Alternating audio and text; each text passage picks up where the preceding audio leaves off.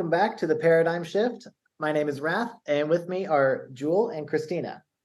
We're going to continue our discussion today with the musical theory of existence, Hearing the Music of the Spheres by Steve Madison. This is chapter 2, the Metaphysics of Music. However, right alongside conventional Platonist philosophy, he gave equal ranking to music, which he regarded as the supreme art. Many artists, most notably Wagner, consequently fell under the spell of Schopenhauer's philosophy. So when they say, however, right alongside conventional Platonist philosophy, they mean Schopenhauer gave equal ranking to music as Plato's forms. Which, I don't know if that's entirely true. It is in a sense, because these frequencies, the audible frequency spectrum that when arranged by a subjectivity that we call music, those frequencies exist already. 440 hertz, for example, is that already exists, but when we bring that into space-time as music, for example, when you play a guitar string and the vibration of the string emits frequency, that's when it becomes a thing of space-time for us to experience with our ears and our emotions. Right. So I don't think it's quite in the realm of Plato's forms. However, the frequencies that we use to make music, they do have their own existence. Yeah, because everything breaks down to frequency. Everything breaks down to math, as it is with everything.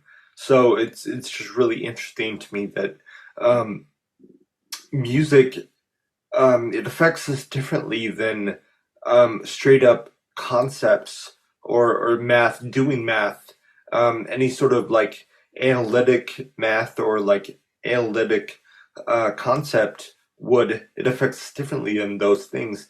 Although music is like audible math, so it's very interesting to me that it's kind of like thinking of that idea of it kind of being parallel to another understanding, to the ideas, I guess, or the forms, for music kind of being its own thing. As a metaphor, I can think of that as like music being like emotional math or something. Is that what you were talking about when you said it affects us differently? Are you talking about like different music affecting us differently emotionally, or were you talking about something else? Well, like the think about like the capacity of a certain song or symphony or whatever to like reduce us to tears or to like bring up old memories or whatever, the infinite power and possibilities of music. Whereas, other subjects, other disciplines, other arts even might not wield that same power over us, but if you remember that music fundamentally, when it's broken down, is still math, like everything else is. It's frequency. It's like math with like a different face on. It's almost like covert math under like a different name, or something. And I love that. I think it's great. Well, it's interesting what you were saying earlier, because I was thinking about how like I grew up in the 80s. So when I hear certain 80s songs, it makes me think of specific things, memories in the past, but that's still math. And that's kind of a mental mind fuck, It's like, wait a minute, how does that work? Well, Yeah. One deeper is your math reacting to math. Like, your mind, like its own, you're having your subjective experience to that music. So it's just like math experiencing itself. That's wow, that's kind of a trip. Okay. Very trippy. It is. It also says here that Schopenhauer regarded it as the supreme art, music as the supreme art, and most notably Wagner was a musician that fell to that spell. What do you think about that? Well, I love that because like it appeals to the ego of the musician, I think, in a way. I find it somewhat alluring, being a musician myself, just to hear someone say, "Oh, music, it's the supreme art. All the other art forms, they pale in comparison to music." There's some quote, I'm not sure where it was, but the quote that goes like, "Oh, like the other arts speak only of the shadow, but music speaks of the essence." I think is wonderful because like in what I do, I like try. I'm not saying I succeed, but I try as best I can to like capture something. It's kind of like this unspoken, call it like a musical archetype if you want, or like music of the spheres, or some kind of like cosmic, kind of grand ideal. And I'm like searching for that. I'm trying the best I can to capture that. And when I feel like I'm in that ballpark where maybe I might have like a sliver of something. That is the sense that I get. Like I am trying to give voice, I guess, to supreme um, ideas, supreme concepts, even though it is in sort of an emotional sense. So it's not like the actual description of reality per se, but it's kind of like I don't know if that makes sense. Do you agree with that at all? Just for some clarification, when you say concepts, can you clarify what you mean there? Well, I mean, like that's why I said it's emotional. It's not an actual concept. So that probably isn't the right word. I'm like grasping it's something in my mind here. It's like an idea, I guess, or like an archetype, I guess, would be the best way of putting it. Like this kind of like like the if you think of like the archetype of a hero, like what is a hero or something like that. So in music, think about like what say I want to make an epic orchestral song or something. Like I could think in my mind, what is the perfect epic orchestral song? Like and in that way I'm kind of like I might not succeed. I'm imperfect, of course, but I'm thinking like how would I try and capture that archetype of like the perfect song? You know what I'm saying? I think so. So going back to Wagner, is that how you pronounce it? Yeah. Wagner? Okay. So the only Wagner I've ever heard is Flight of the Valkyrie. And Yeah. I didn't know, I had no idea what, this is really embarrassing. I had no idea what Valkyrie was until I watched, oh God, what was it? It was one of the Thor movies. Oh, So that's, it's like, so it's like a superhero thing. And I didn't know that the Valkyrie were all these like female warriors. Yeah. yeah. So when I think of that and I think of, that music, and it's very strong and powerful, and then now knowing that it's these female warriors, I'm like, oh, this makes sense. So when you say like archetypes, when I hear Wagner's Flight of the Valkyries, it already felt like powerful and strong. Yeah, That like almost like it like touches something within you. Like it Mhm. captures something. And like that is what I mean. Like it's like beyond music that is sort of like beyond any particularity, any sort of like we were talking yesterday about Taylor Swift and like Yeah. stupid like breakup songs. Like Uh-huh. this is beyond that. This we're not talking about that. And I'm not disparaging a certain genre over another. But I'm just saying that like as an artist, are you as a musician, are you trying to capture like a universal drive or like a universal theme, or are you just writing about your fucking breakup? You know what I'm saying? Yeah. Yeah. Just quick comment about Wagner. You've heard another Wagner. Maybe you don't know it's Wagner, but you know the "Here Comes the Bride" thing? That's Wagner. So you know that one too. Just Yeah, I had no idea that was Wagner. That is so different than Flight of the Valkyrie. yeah. Those are the daughters of Wotan, which is like Odin. It's like Norse mythology, and but the Wagner that you didn't know you knew is from a different opera called Lohengrin, and it's wedding music within that opera. And then so Oh. everyone nowadays, almost, that some people might walk down to different things, but that's a really common wedding music is Here Comes the Bride. And they sound so different too. Oh, yeah. Well, and I want to also mention, because it says that Wagner fell under the spell of this as music as the supreme art. Mhm. Just a side note about Wagner, that wasn't enough for him, for his ego.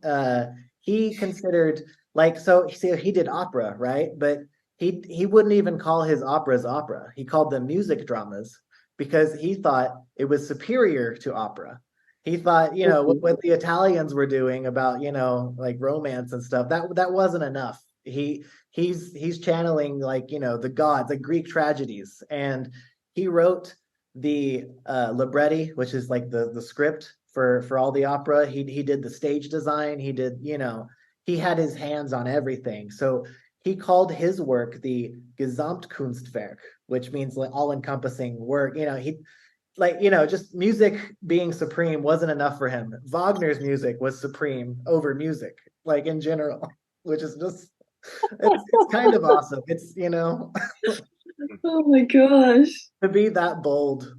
Yeah, and He- to be right, because I think a lot of people are that bold, but their music isn't Wagner's, So yeah, cool little Wagner trivia. In Schopenhauer's philosophy, the mind, the will, undergoes a process of objectifying itself, and it does so in definite grades.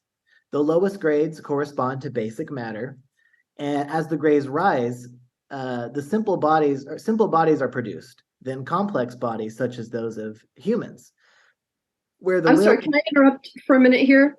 Yes. Grades. Okay, when I think of grades, I think, oh, my student went from a B to an A. But so what does grades mean in this context? It all exists on a spectrum, like it's all frequency information, but as you go, as the cycles, become faster, the pitch gets higher. I actually have a little visual for that. Just I wanted to show you. Let me find it really quick. This, and then from here we have 1, 2, 3, 4, 5 cycles before we even reach a full cycle of the base frequency. Is this helping with the grade kind of thing? Because in between here and here, yeah. So the bottom is the low grade, which is like playing like more like on the left hand side of the piano where the sound is lower, and then like this top one with the high frequency would be playing like on the keys on the right side of the piano, where it's like a higher. Is the word pitch? Yes. What is the word for that? Okay. Sorry, as someone with like virtually no musical education, a lot of this stuff is new to me that I'm it's learning now.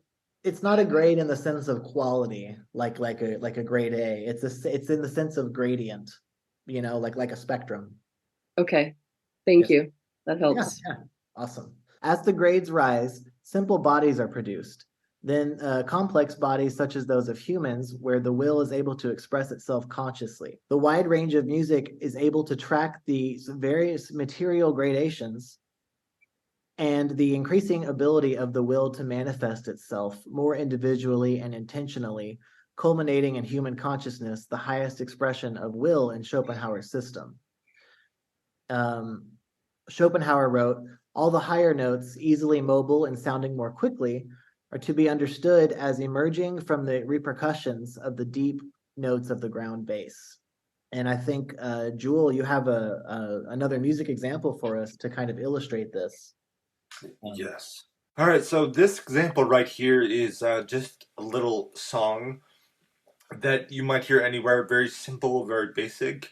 but this is just to try and illustrate what Schopenhauer was saying about grades and about the hierarchy of different sounds within the music spectrum. So just the song by itself goes like this.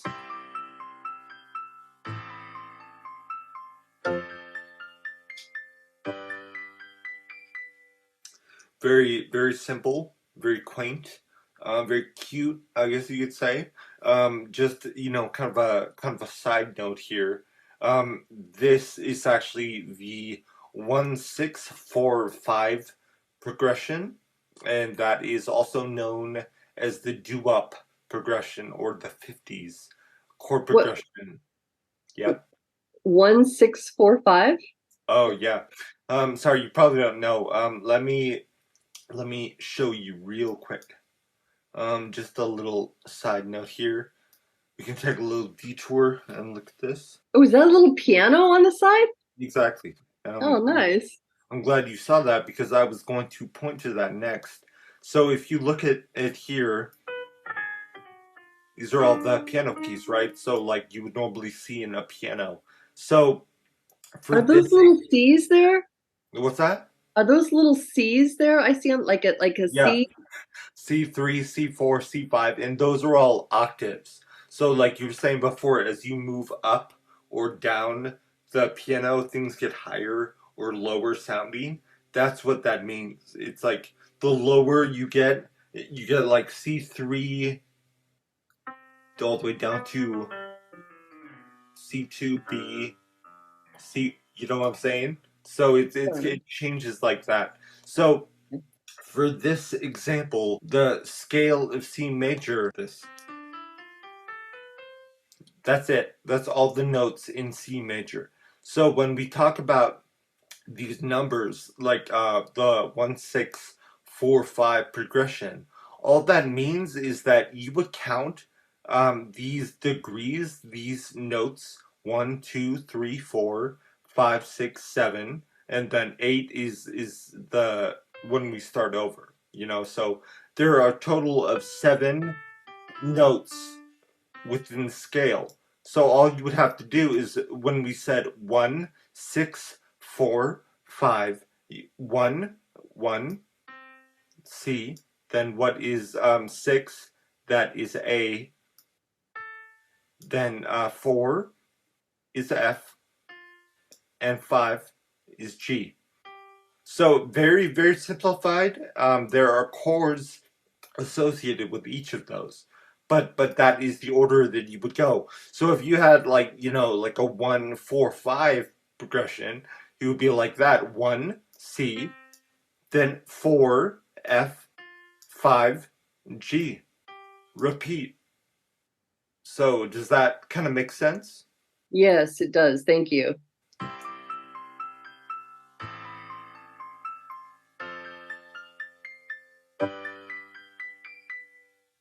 Okay, so now that is what you might hear on a radio anywhere, but now let's go deeper into that. Let's break this thing down. Let's look at what it's made of. So this little song right here is made up of 3 parts: the bass, the chords, and the melody. So let's look at these each one at a time. Let's look at the bass first.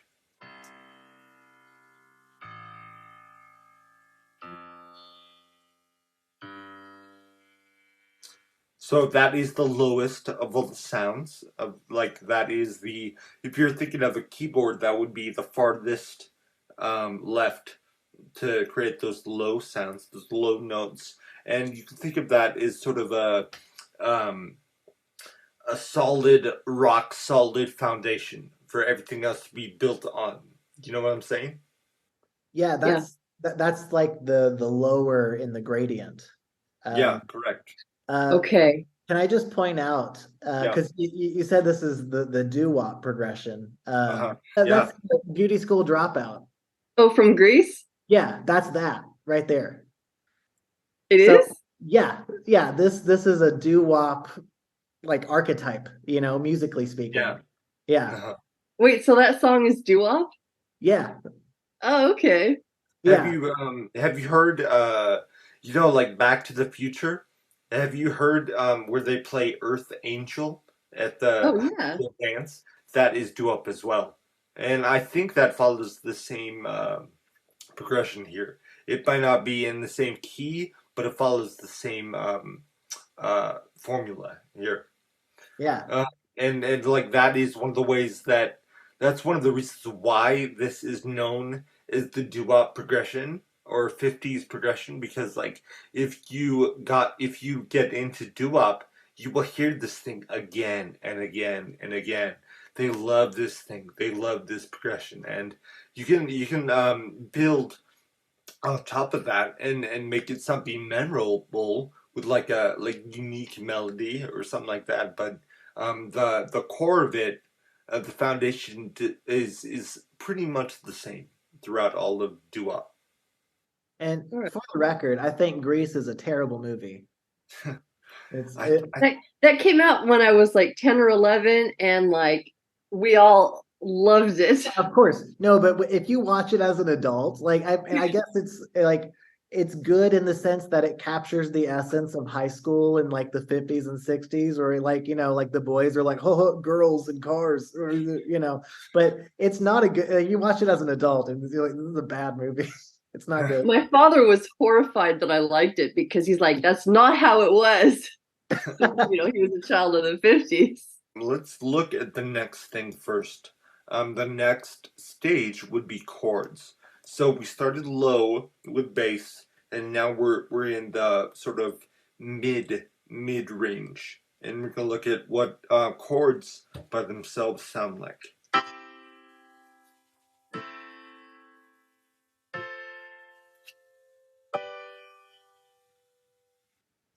So that is like notes being played together at once, and that creates you have the solid foundation of the bass.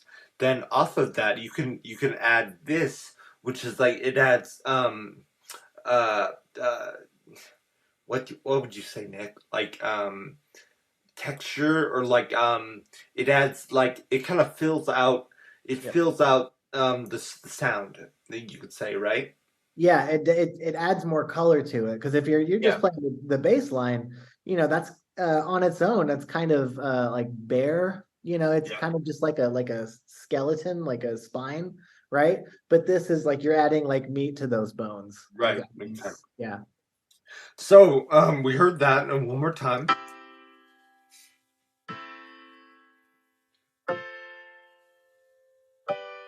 Now let's hear both things together. So we have bass and chords together now.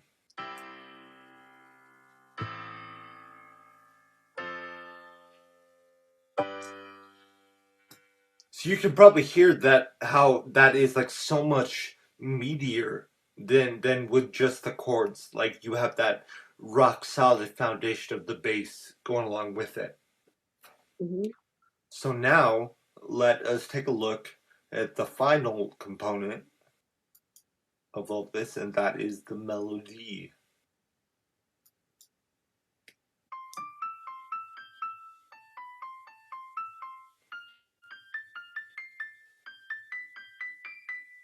Now, I mean, this is just a piano, but maybe you could picture like someone setting that melody to lyrics or like singing something in that tune, you know what I'm saying? There are many different ways to convey a melody, but if this really were doo-wop, you probably would have some singer using that melody and like adding lyrics to it and stuff like that. But and again, by itself, it's like interesting.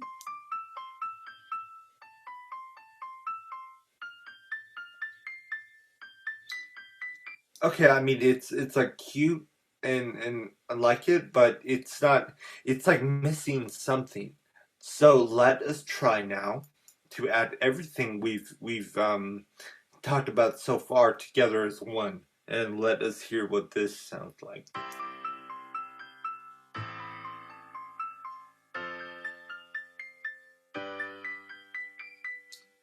So that is something resembling more of a full song. That is like everything all of the more or less, very simplified again, but more or less all of the spectrum is accounted for. You have the low, you have the mid, and you have the high. Yeah, I want to just make a comment that because I think Schopenhauer refers to it as like a hierarchy, and I just want to be careful when we say hierarchy. It's not that like one is more important than the No, other. It's like it's more like a team. sure, yes, Yeah, because it's a collaboration. Because again, even if the melody is, the diva or what it has your attention and you're following that, right? That's what you're listening to as a, average like listener. But without the other elements, then it's kind of weak and gets old really fast. It's not, it's not all that special anymore unless you have exactly. it's the supporting roles. Yeah, exactly. Like we are saying, like that by itself is fine. It's like cute, but it's like okay, isn't there something more? Like I mean, let's take the melody and the bass only, for example.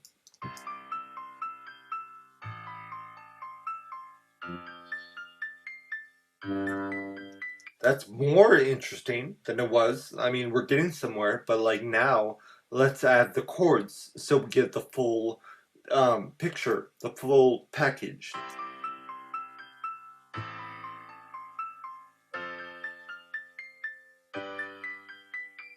Now we're cooking with gas. Like that is the stuff we want. And so So yeah, Oh, go and ahead. so for like Schopenhauer, like the will objectifying itself, right? You can't really have this human experience, obviously, without like a space time and like a planet to have it on, right? So again, it's not so much like the will objectifying itself at the human consciousness level, at the melodic level. It can't happen without that foundation first. I just, yeah, that's all I wanted to say, I think, on that. Well, okay, so that bass part, the bottom part, like what is that? Like, can we connect that to what Madison is saying or to what Schopenhauer is saying? Like Yeah, like the bottom, the so bass. yeah, in terms of the will objectifying itself, right? Hmm. Which is what Schopenhauer is talking about. It's you need these like, this is the first levels and layers of that objectification happening. And then as you reach these higher objectifications, such as humanity and consciousness, like that is all like that all comes after. I'm not sure I'm understanding. Okay, so that bass, like what does that represent? Like Earth. Yeah, the ground. And Okay. then and then The chords can be, like simple bodies as well, like animals, yes. plants, organic life, stuff like that.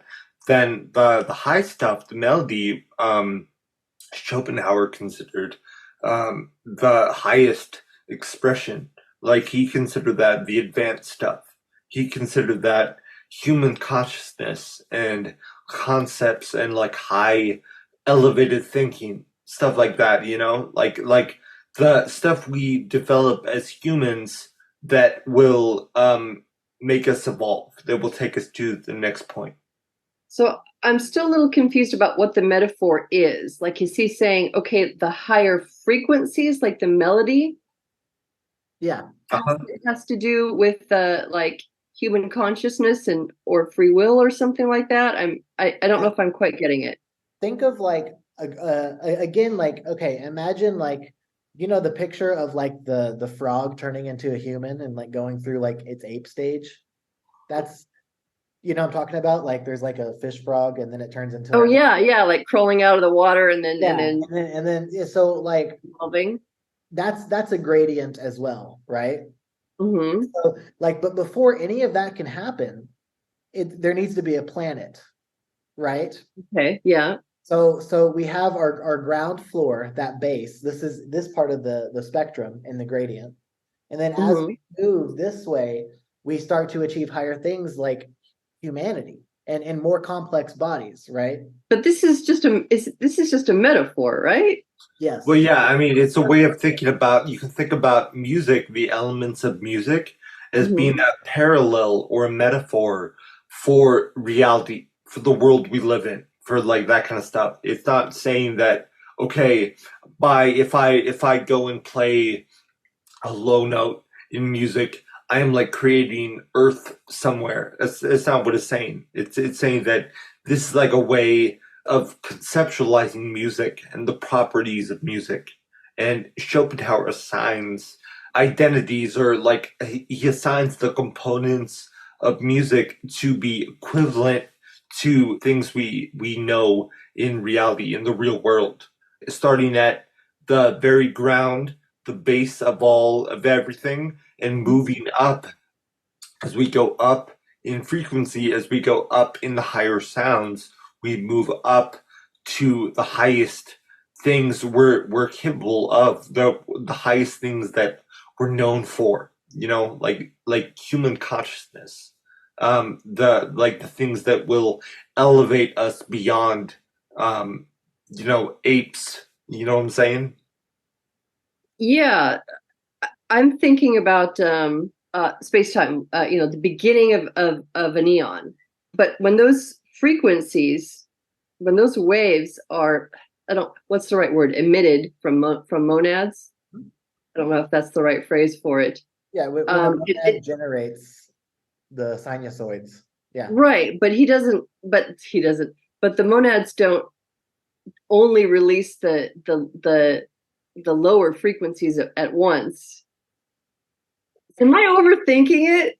Yeah, because like I am, okay. Yeah, the chapter is called The Metaphysics of Music, right? We're just conceptualizing music and reality like in a parallel way. Okay.